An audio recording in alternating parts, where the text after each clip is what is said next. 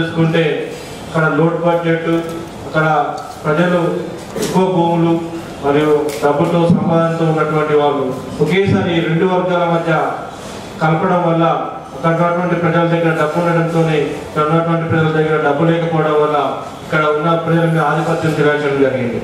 అందులో భాగంగానే వ్యవసాయం కానీ చదువులు కానీ అక్కడ ఇంగ్లీష్ పరిపాలన ఉండడం వల్ల అక్కడ ఆల్మోస్ట్ అన్ని క్రిస్టియన్ మిషనరీ స్కూల్స్ వల్ల అక్కడ ఉన్నటువంటి ప్రజలు ఇంగ్లీష్ మీడియం చదువు చదివి ఇక్కడ ఉన్నటువంటి ప్రజలకు ఉర్దూ మీడియంలో ఇక్కడ చదువుకునే అవకాశాలు కూడా తక్కువ ఉండడం వల్ల ఆ ప్రజలందరి ఒక ఆధిపత్యంలో తెలంగాణ ప్రజలు గత 57 ఏళ్ళు ఉండడం వల్ల ఈరోజు తెలంగాణ ప్రజలు కానీ ప్రాంతం కానీ చాలా ఎక్కువగా వెనుకబడినటువంటి పరిస్థితి ఉంది.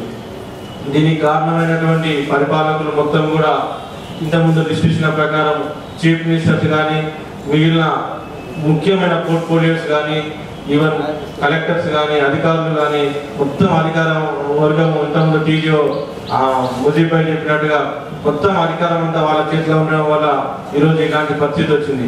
ఇదంతా మనం తెలుసుకొని ఈరోజు ఒక 10-15 ఏళ్ళుగా సీరియస్గా ఉద్యమం నడిపిస్తున్నటువంటి పరిస్థితుల్లో ఇక్కడ ఒక గొప్ప ఉద్యమం ప్రపంచ చరిత్రలో గొప్ప ఒక ప్రజాస్వామ్యయుతంగా శాంతియుతంగా ఒక ఉద్యమం జరిగిందంటే తెలంగాణ ఫ్రీడమ్ ఫైట్ మాత్రమే. ఇది ఎప్పటికీ మనందరం కూడా గుర్తించుకోవాల్సిన విషయము. ఇది ప్రపంచ ప్రజలందరూ కూడా దీన్ని ఆదర్శంగా తీసుకొని ఉద్యమాలు భవిష్యత్తులో చేసేటువంటి పరిస్థితి ఉంది.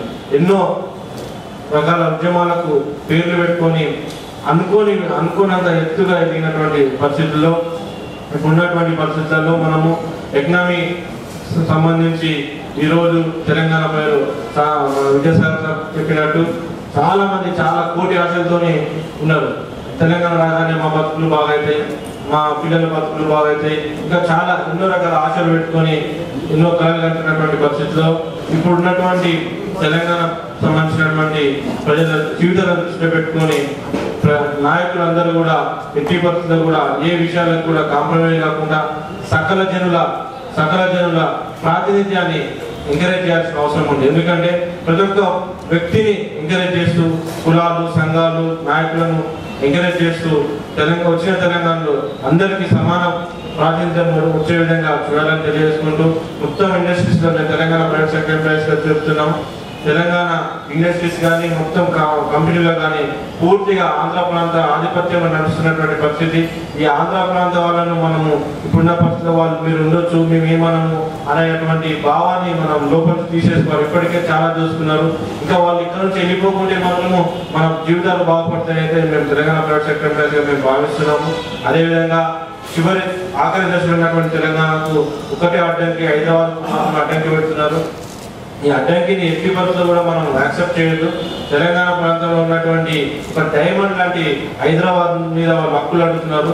ఈ హైదరాబాద్ మీద ఎలాంటి నిబంధనలు కానీ ఎలాంటి షరతులు కానీ లేకుండా క్లీన్ హైదరాబాద్తో క్లీన్ తెలంగాణ తీసుకునేంత వరకు కూడా మనం ప్రతి ఒక్కరము ఉద్యమించాలి.